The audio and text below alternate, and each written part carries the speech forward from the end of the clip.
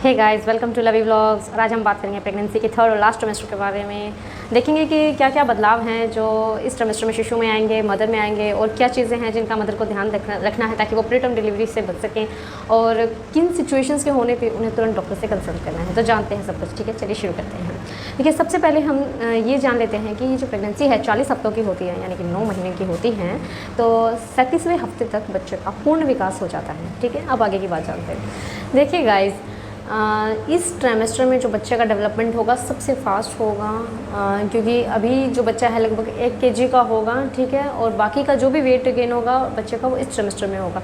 Generally ideal जो wait रहता है वो 2 से 4 किलो के बीच का ही रहता है ड्यूरिंग बर्थ बच्चे का। ठीक है, मे बी वो 3-3.5 किलो का भी हो सकता है, 3.25 किलो का भी हो सकता है, कई कई तो 4 से ऊपर के भी होते हैं। हाँ, बट डिपेंड करता है वो माँ की डाइट पे। बट एक आइडियल जो वेट का रेंज रहता है वो यही रहता है। ठीक है, और इसके अलावा आपको क्या करना है, तो इसलिए आपको ये ध्यान रखना है कि मदर की डाइट बहुत अच्छी हो, क्योंकि उसकी डाइट पे ही फ़िलहाल इस ट्रायमेस्टर में डिपेंड करेगा बच्चे का वेट। ठीक है, सेकंड नंबर पे आएगा उसके जो बॉडी ऑर्गन्स हैं वो लगभग फॉर्म हो चुके होते हैं। हमने पहले भी देखा था कि सेकंड ट्रायमेस्टर में लगभग फॉर्म हो जाते हैं। ठीक है, पिछली वीडियो में बताया था। लेकिन जो कुछ भी कमी रहती है वो 37वें हफ्ते तक अभी पूरी हो जाती हैं। ठीक है, चाहे हड्डियों का कोई विकास हो या कोई भी ऑर्गन जो डेवलप होना रहता है वो पूर्णतः 37वें हफ्ते तक हो जाता है। ठीक है, इसके अलावा जो सेंसरी ऑर्गन्स हैं वो और अच्छे से काम करना भी शुरू कर देते हैं। ठीक है, अभी जो देखने की क्षमता है और अच्छी हो जाती है बच्चे की। ठीक है, ब्लिंक भी करता है आँखों को,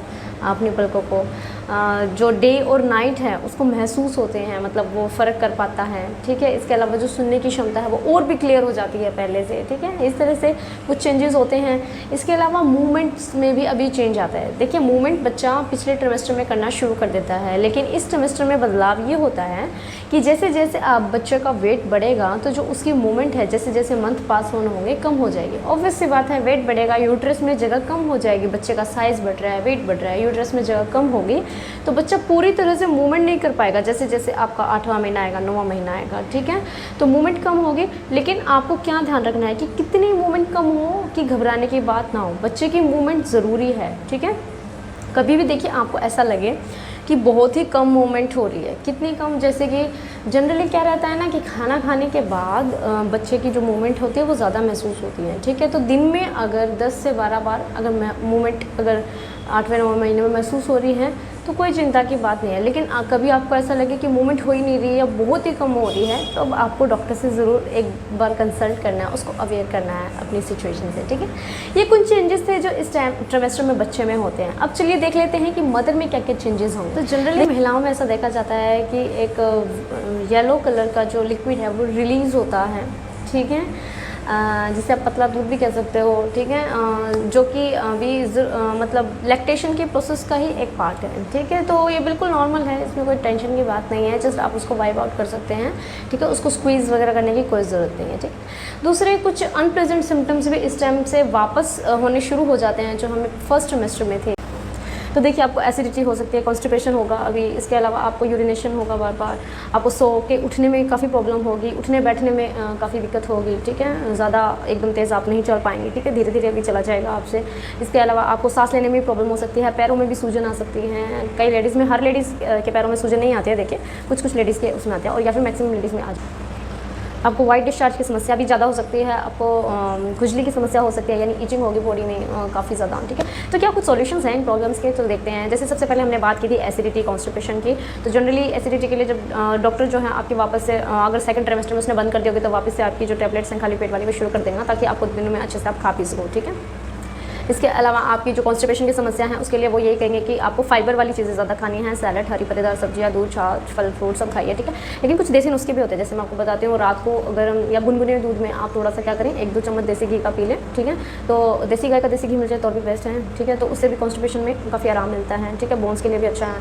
और इसके अलावा अगर ये नहीं करना चाहते तो आपने मखाने सुने होंगे, तो मखानों को यानी 7 से 8 मखाने आप रात को 1 गिलास दूध में या 1 मग दूध में, जितना भी आप पीती हैं, उसमें आप गर्म दूध में डाल के रख दीजिए 10 10 मिनट तक या उसको रहने दीजिए 10 से 15 मिनट, तो वो थोड़े सॉफ्ट हो जाएंगे, आपको चू करने में ईजी रहेगा, ठीक है। और दूध भी थोड़ा गुनगुना हो जाएगा तो आप पिएंगे तो उससे भी कॉन्स्टिपेशन में काफ़ी आराम मिलता है। और इनफैक्ट वो जो मखाने होते हैं कैल्शियम का अच्छा सोर्स है, बहुत सी चीज़ें होती हैं उसमें, ठीक है, और भी काफ़ी अच्छे मिनरल्स होते हैं, तो आपके लिए और बच्चे के लिए दोनों के लिए अच्छा है, ठीक है। तो आप ये ट्राई कर सकते हैं, ठीक है। लेकिन इनसे भी फ़र्क नहीं पड़ रहा है आपको, मतलब कॉन्स्टिपेशन दूर ही नहीं हो रही है, तो एक बार आपको अपने डॉक्टर को ज़रूर कंसल्ट करना है, उसको ज़रूर अवेयर करना है अपनी सिचुएशन के बारे में, ठीक है। फिर उनको जो सही लगेगा वो आपको बताएंगे, ठीक है। इसके अलावा हमने देखा था कि ब्रीदिंग में कई बार प्रॉब्लम होती है। देखिए ब्रीदिंग की प्रॉब्लम इस समय आम है, आपको थोड़ा सा प्रॉब्लम होगा क्योंकि जो आपका बेली फैट है, मतलब जो आपका बेली है बच्चे का, वेट के कारण वो ऊपर तक आ जाता है, ठीक है, बच्चे के कारण। तो हो सकता है आपकी जो बाकी की बॉडी ऑर्गन्स उनको थोड़ा कम स्पेस मिलता है जनरल सिचुएशन के मुकाबले, तो आपको सांस लेने में थोड़ी सी प्रॉब्लम होगी, ठीक है। तो घबराने की कोई ज़रूरत नहीं है, बिल्कुल नॉर्मल है, ठीक है। लेकिन अगर आपको ऐसा लगे कि आपको एक्सेस लेवल पर प्रॉब्लम हो रही है सांस लेने में, आपके नेल्स वगैरह ब्लू हो रहे हैं, चेस्ट में पेन हो रहा है, लिप्स भी ब्लू हो रहे हैं, तो इस तरह की सिचुएशन में आपको तुरंत डॉक्टर से कंसल्ट करना है, ठीक है। और इसके अलावा यूरिनेशन की प्रॉब्लम इस समय होगी क्योंकि आप बच्चे के वेट के कारण आपके यूरिनरी ब्लैडर पे प्रेशर पड़ेगा और आपको बार बार यूरिन पास करने के लिए जाना पड़ेगा, ठीक है। हो सकता है रात को इसके कारण आपकी नींद भी खराब हो, 2 से 3 बार आपको उठना पड़ेगा, तो इट्स ओके, कोई बात नहीं, थोड़ा सा एडजस्ट कीजिए, ठीक है। तो होल्ड मत कीजिएगा, रिक्वेस्ट ही करूँगी मैं आपसे, तो जस्ट एक बार थोड़ा सा हिम्मत कीजिएगा और पास आउट करके आइएगा, ठीक है। होल्ड करना ठीक नहीं रहता है। और इसके अलावा हमने देखा कि पैरों में सूजन भी आ जाती है। देखिए जनरली 2 तरह की सूजन होती है इस टाइम पे, नॉर्मल सूजन और एबनॉर्मल सूजन, तो पहचानना बहुत ज़रूरी है। देखिए प्रेगनेंसी के कारण सूजन होना नॉर्मल है क्योंकि शरीर का जो कुदरत का कुछ ऐसा एक है सिस्टम कि जब आप कंसीव करते हैं तो बच्चे के पोषण के लिए आपके शरीर में फ्लूइड की और ब्लड की जो वॉल्यूम होता है वो बढ़ जाता है, ठीक है, ताकि बच्चे का विकास अच्छे से हो सके। तो इसके कारण क्या रहता है ना कि आपका जो लेग्स के जो वेसल्स रहते हैं, कई बार होता है कि उनका जब बच्चे का वेट बढ़ना शुरू होता है तो पूरा जो ब्लड फ्लो है ऊपर तक नहीं हो पाता है और उनमें पानी भर जाता है और पैरों में सूजन आ जाती है, ठीक है। कई लेडीज़ में ऐसा होता है, हर लेडीज़ में सूजन नहीं आती, ठीक है। तो उस केस में बिल्कुल भी कोई टेंशन लेने की बात नहीं है। तो जो नॉर्मल सूजन के लक्षण हैं वो कुछ ऐसे रहेंगे कि आप सुबह उठेंगे तो इतनी सूजन नहीं रहेंगे, लेकिन दिन में जैसे आप काम करेंगे, आपके पैर जैसे आप नीचे लटका के बैठेंगे तो सूजन धीरे धीरे बढ़ती जाएगी, ठीक है। रात को रेस्ट करेंगे फिर कम हो जाएगी, ठीक है। तो ये नॉर्मल सूजन के लक्षण है, इसमें कोई टेंशन की बात नहीं है। इसका जो थोड़ा सॉल्यूशन है वो यही है कि आप पैर को थोड़ा सा अगर लटकाने की बजाय चेयर पर बैठ रहे हैं तो आगे स्टूल पर सीधा करके बैठ जाए, या फिर बहुत सूजन है तो आप रेस्ट कीजिए, ठीक है। और कोशिश कीजिए कुछ समय के लिए पैरों को हार्ट के लेवल से थोड़ा ऊपर उठा के लेट जाएँ, ठीक है। इससे भी ब्लड फ्लो थोड़ा सही होगा और आपकी सूजन कम हो जाएगी। सोडियम का इंटेक कम कीजिए, यानी जो नमक वाली चीज़ें हैं, नमकीन चीज़ें हैं, थोड़ी सी कम कर दीजिए, ठीक है। बाहर का अगर खाते तो थोड़ा प्लीज़ अवॉइड कीजिए, कम कीजिए। इसके अलावा पोटेशियम वाली चीज़ें बढ़ा दीजिए, ठीक है, जैसे कि कीवी खाइए, आप नारियल पानी पीजिए, केला खाइए, ठीक है। और सबसे ज़रूरी आपको वाटर इंटेक बहुत अच्छा रखना है, पानी अच्छी मात्रा में पीना है। कोशिश कीजिए दिन में 2 से 3 लीटर पानी पीजिए, इससे जो एक्स्ट्रा सोडियम आपकी बॉडी में वो फ्लश आउट हो जाएगा, क्योंकि पानी की मात्रा आपके शरीर में बढ़ रही है, सोडियम बढ़ रहा है, तो थोड़ा सा पानी आप एक्स्ट्रा पिएंगे तो उससे एक्स्ट्रा सोडियम फ्लश आउट होगा। तो इन चीज़ों से भी, खान पान की चीज़ों से आपके पैरों की सूजन में थोड़ा सा फ़र्क आएगा, ठीक है। आप ये ट्राई कर सकती हैं। इसके अलावा ये तो नॉर्मल सूजन है, अगर एबनॉर्मल सूजन आपके पैरों में होगी तब आपको तुरंत डॉक्टर से कंसल्ट करना है। एबनॉर्मल सूजन कैसे हो सकती है, यानी कि आपके वो हो सकती है या तो आपके पैरों में कहीं खून का थक्का तो नहीं जम गया, उसके कारण एबनॉर्मल सूजन हो सकती है। जैसे कि आपके अगर एबनॉर्मल सूजन होगी तो पैरों में सूजन के साथ साथ वो पर्टिकुलर एरिया बहुत ज़्यादा लाल होगा, गर्म भी हो सकता है और उसमें दर्द भी बहुत ज़्यादा होगा, ठीक है। या फिर पैरों के साथ साथ आपके पूरे शरीर में सूजन आ रही है, बहुत ज़्यादा आ रही है और पेनफुल सूजन है, ठीक है, और किसी भी तरह से कमी नहीं हो रही है, यानी दिन के हर समय में बराबर वैसी ही सूजन बनी रहती है। जो नॉर्मल सूजन है कम हो जाती है, रेस्ट करते हैं जब आप, लेकिन ये जो एबनॉर्मल सूजन है ये कम नहीं होती है। तो इस तरह की सूजन आपको दिखने पे जब आपको लगे एबनॉर्मल सूजन है तो तुरंत डॉक्टर से कंसल्ट करें। देखिए गाइस, अब हम डिस्कस करेंगे कुछ ऐसी चीज़ें जो महिलाओं को ध्यान में रखनी है ताकि वो प्री टर्म डिलीवरी से बच सके, ठीक है। यानी 37 हफ्ते से पहले जो डिलीवरी होती है उसे प्री टर्म डिलीवरी बोलते हैं, ठीक है। 37वें हफ्ते तक बच्चा तैयार हो जाता है, उसके बाद कभी भी डिलीवरी हो जाए तो कोई समस्या नहीं होती। जनरली प्री टर्म डिलीवरी से क्यों बचने के लिए बोला जाता है, उसके कई कारण होता है, क्योंकि तब तक बच्चे में कुछ चीज़ें ऐसी होती हैं जो मैच्योर नहीं हुई होती है, तो हो सकता है उसकी इम्यूनिटी अभी वीक हो, तो बाहर आके बहुत जल्दी वो रोगों को पकड़ सकता है, चाहे जॉन्डिस हो या कोई और रोग हो, ठीक है। Short term long term complications हो सकते हैं हमें विजन में, और सबसे ज़्यादा तो प्री मैच्योर बेबीज़ के साथ ये देखा जाता है उनको रेस्पिरेटरी में बहुत प्रॉब्लम्स बहुत ज़्यादा होते हैं, उनको सांस लेने में बहुत तकलीफ होती है। तो कोशिश की जाती है कि प्री टर्म डिलीवरीज ना हो, ठीक है। एज सच अगर कोई बड़ी कॉम्प्लिकेशन ना हो तो डॉक्टर कोशिश करते हैं कि टाइम पे ही डिलीवरी हो, बट अगर कोई अलग केस है तो देखिए वो एक अलग चीज़ है। तो क्या चीज़ें ऐसी हैं जिससे कि आप इनसे बच सकते हैं, देखते हैं। देखिए सबसे पहले आपको ये वॉच करना है कि आपका जो वेट है एक आइडियल वेट मेंटेन रहे, ना तो बहुत ज़्यादा वेट हो ना बहुत कम वेट हो, ठीक है। आइडियल वेट रहेगा तो प्री टर्म डिलीवरी के चांसेस कम रहते हैं। इसके अलावा आपको अपनी डाइट का ध्यान रखना है, हेल्दी न्यूट्रिशियस डाइट लेनी है ताकि बच्चे का विकास अच्छे से हो। इसके अलावा आपको ये चीज़ों का ध्यान रखना है कि आपका कोई इन्फेक्शन तो नहीं है। जैसे कई बार क्या होता है ना, यूटीआई जैसे इन्फेक्शन, जैसे कि मैंने पिछली वीडियो में भी बताया था, अगर इस तरह के इन्फेक्शन हो, अगर वो सीवियर लेवल पे हो जाए, टाइम पे ट्रीटमेंट ना हो, तो भी चांसेस बढ़ जाते हैं प्रीटर्म डिलीवरी के। ठीक है, तो ये चीज़ें आपको थोड़ा सा वॉच करनी है।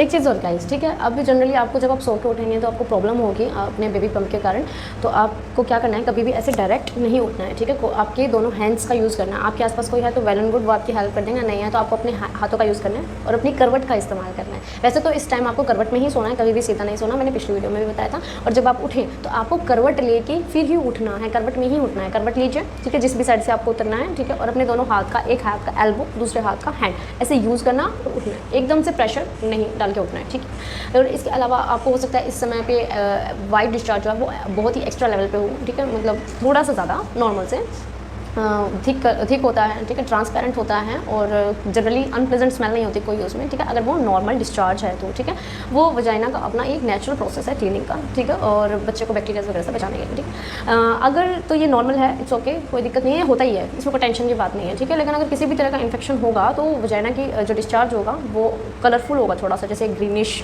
Brownish, reddish. ठीक है, इस तरह का आपको कभी भी लगे और उसमें बहुत ही ख़राब स्मेल आ रही हो, ठीक है, बहुत ही अनप्लेजेंट स्मेल हो, तो हो सकता है इन्फेक्शन हो, तो आपको तुरंत डॉक्टर से कंसल्ट करना है। ठीक है, और इसके अलावा एक समस्या और कॉमन होती है इस टाइम पे, जैसे खुजली वगैरह काफ़ी लेडीज़ में देखी गई है, मोस्टली लेडीज़ में देखी गई है, तो ईचिंग होती है इस टाइम पे लास्ट में। तो देखिए, अगर तो नॉर्मल है तो आप ज़्यादा देखिए स्क्रैच मत कीजिए ऐसे। ठीक है, हल्का हल्का कोई कपड़े से या थोड़ा ऐसे कीजिए। ठीक है, लेकिन अगर आपको बहुत ही ज़्यादा होती है तो आप अपने डॉक्टर को एक बार बता दीजिए। ठीक है, अगर उनको ज़रूरी लगेगा तो आपको कोई क्रीम लिख देंगे, वरना ऐसा ऐसी कोई ज़रूरत पड़ती नहीं है।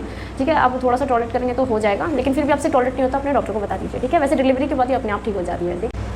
इसके अलावा कई बार पानी की कमी की वजह से एम्नियोटिक फ्लूइड में भी कमी आ जाती है। ठीक है, एम्नियोटिक फ्लूइड अगर ठीक से नहीं होगा तो चांसेस हो जाते हैं कि प्रीटर्म डिलीवरी के। ठीक है, तो दिन में आपको अच्छे से पानी पीना है। ठीक है, इसके अलावा ये चीज़ भी होती है कि आपको स्ट्रेस बिल्कुल नहीं लेना है। ठीक है, स्ट्रेस लेवल एकदम जीरो रखना है। ठीक है, किसी भी तरह का स्ट्रेस, ठीक है, फिजिकली मेंटली किसी भी तरह का स्ट्रेस नहीं लेना है, क्योंकि देखिए जनरली ऐसी स्टडी है कि जनरली जो लेडीज़ 6 घंटे से ज़्यादा दिन में खड़ी रहती हैं तो प्रीटर्म डिलीवरी के चांसेस बढ़ जाते हैं। ठीक है, अगर ऐसा देखो हर लेडीज़ के साथ हो, ऐसा ज़रूरी नहीं है, बट ये जस्ट एक स्टडी है। ठीक है, कहने का मतलब यही है कि आपको अपनी बॉडी को टॉर्चर नहीं करना है। कोई काम अगर आपको लग रहा है कि आपसे नहीं हो रहा है तो ज़बरदस्ती नहीं करिए, थोड़ा रेस्ट कीजिए और फिर कीजिए। ठीक है, इसी तरह से मेंटल लेवल पे बिल्कुल भी आपको एक्स्ट्रा कुछ ऐसा सोचना नहीं है कि आप परेशान हो रहे हैं। ठीक है, इससे बच्चा भी स्ट्रेस में जाता है और प्रीटर्म डिलीवरी के चांसेस बढ़ जाते हैं। तो ये कुछ चीज़ें हैं जो आपको अवॉइड करनी है। देखिए, कुछ और भी कारण होते हैं, जैसे अगर आप हाई ब्लड प्रेशर से ग्रसित हैं लगातार, डायबिटीज़ वगैरह हैं, लेकिन ये केसेस जो होते हैं डॉक्टर, आप अगर शुरू से डॉक्टर के कांटेक्ट में रहते हैं तो वो शुरू में डिडक्ट कर लेते हैं, उसके अकॉर्डिंग वो अपना ट्रीटमेंट चालू करते हैं, तो चांसेस कम रहते हैं। ठीक,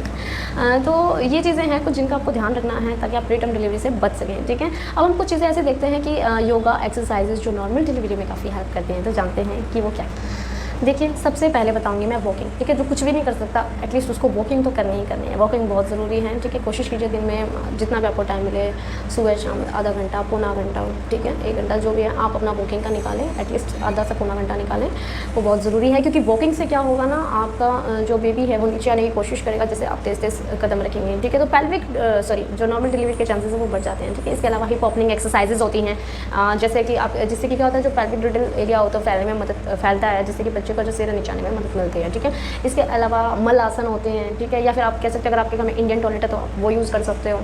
इसके अलावा आपको डक वॉक एक एक्सरसाइज होती है जिसमें से डक की तरह चलना रहता है। ठीक है, या फिर आप कह सकते हो इसके रिप्लेसमेंट में आप बैठ के पोछा लगाना चाहो तो वो भी कर सकते हो। ठीक है, जो इसके अलावा बटरफ्लाई एक्सरसाइजेज, कीगल एक्सरसाइजेज होती हैं। आप ब्रीदिंग एक्सरसाइज अभी से प्रैक्टिस करना शुरू कर देते हो ताकि आप कर सकते हो, ताकि डिलीवरी के टाइम पे आपको ईज रहे। देखिए, कुछ लेमेज़र टेक्निक, जैसे ये कुछ एक्सरसाइजेज होती है ब्रीदिंग की, जो आपके पेन को मैनेज करने में आपके डिलीवरी टाइम पे मदद करते हैं। इनके लेमेज़र टेक्निक एक अलग टेक्निक है जिसके ऊपर हम अलग से वीडियो बनाएंगे। ठीक है, तो अभी ये कुछ एक्सरसाइजेज है जो आप प्रैक्टिस कर सकते हो, जो आपको नॉर्मल डिलीवरी में हेल्प करेंगे। ठीक है, जो नॉर्मल डिलीवरी चाहते हैं। ठीक है, इसके बाद हम देखते हैं कि क्या सिचुएशन है, कुछ चीज़ें हैं जिनका आपको बहुत ध्यान रखना है और तुरंत जो दिखते ही आपको डॉक्टर से कंसल्ट करना है।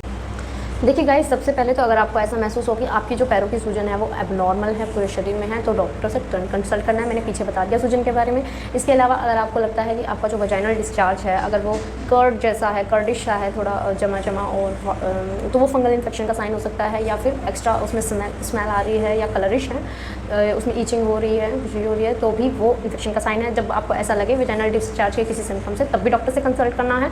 यूटीआई का कोई सिम्टम दिखे, ठीक है, यानी कि आपको यूरिन पास करते टाइम किसी भी तरह का इन्फेक्शन लगे, यानी कि ईचिंग हो या बर्निंग सेंसेशन हो, तब भी डॉक्टर से कंसल्ट करना है। या फिर आपको ऐसा लगे कि बेबी की जो मूवमेंट अब बहुत कम हो रही है, नहीं हो रही है, तब भी तुरंत डॉक्टर से कंसल्ट करना है, ठीक है।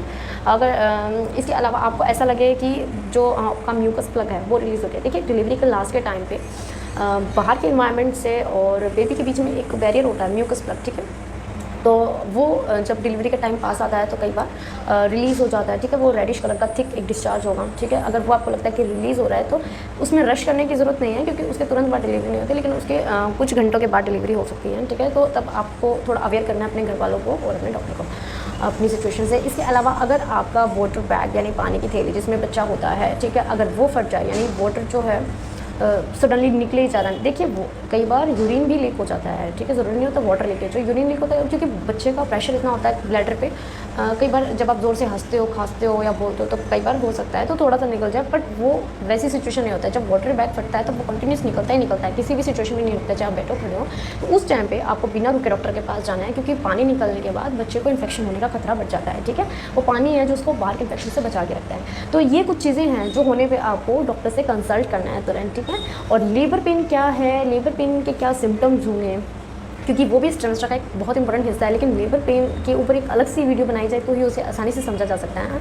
तो उसके लिए मैं अलग से वीडियो बनाऊंगी, तो उसके बारे में हम अगली वीडियो में जानेंगे, ठीक है गाइस। तो कुछ चीज़ें थी ये जो इस ट्रिमेस्टर में बेसिकली देखी जाती हैं, मैंने बताने की कोशिश की, ठीक है। एक चीज़ आप समझ लीजिए, ये जो पूरी जनवरी है और स्पेशली ये जो थर्ड ट्रिमेस्टर है, इसमें बहुत ही भावनात्मक चेंजेस होंगे, फिजिकल चेंजेस होंगे, ठीक है। तो महिला को एकदम खुद को काम रखना है, एकदम स्ट्रेस फ्री रखना है, ठीक है, तभी वो सिचुएशन को डील कर पाएंगी, ठीक है। क्योंकि ऐसा देखने को मिलता है, क्योंकि जैसे जैसे डिलीवरी का टाइम पास आता है महिलाओं को टेंशन होती है कि क्या होगा, कट आएगा, दर्द होगा, बहुत सारे थॉट्स मन में आएंगे, नॉर्मल होगा, क्या होगा।